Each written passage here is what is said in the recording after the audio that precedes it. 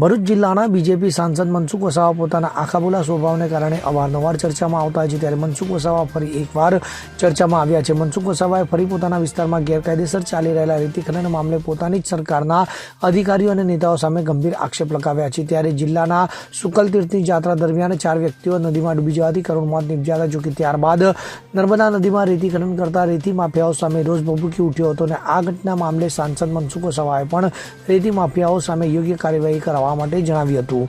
જો કે ખુદ સાંસદ મનસુખ વસાવાની રજૂઆત બાદ પણ કોઈ જ નક્કર કાર્યવાહી કરવામાં ન આવતા મનસુખ વસાવાએ પોતાનો રોષ સોશિયલ મીડિયામાં પોસ્ટ કરીને ઠાલવ્યો હતો। તો મનસુખ વસાવા વડોદરા, ભરૂચ અને નર્મદા જિલ્લાના કલેક્ટર, પ્રાંત અધિકારી, ખાણ ખનીજ અધિકારી, પોલીસ અધિકારી, જિલ્લા તેમજ તાલુકા પંચાયતના અધિકારીઓ અને રાજકીય નેતાઓની મિલીભગતથી રેતી માફિયાઓ બે રોકટોક ગેરકાયદેસરની પ્રવૃત્તિને સમર્થન આપી રહ્યા હોવાનો ગંભીર આક્ષેપ કર્યો છે।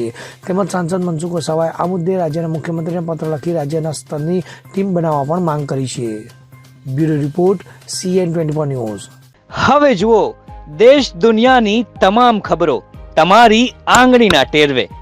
ઉઠાવો મોબાઈલ અને Google Play Store પરથી ડાઉનલોડ કરો અમારી CN24 ન્યૂઝ મોબાઈલ એપ।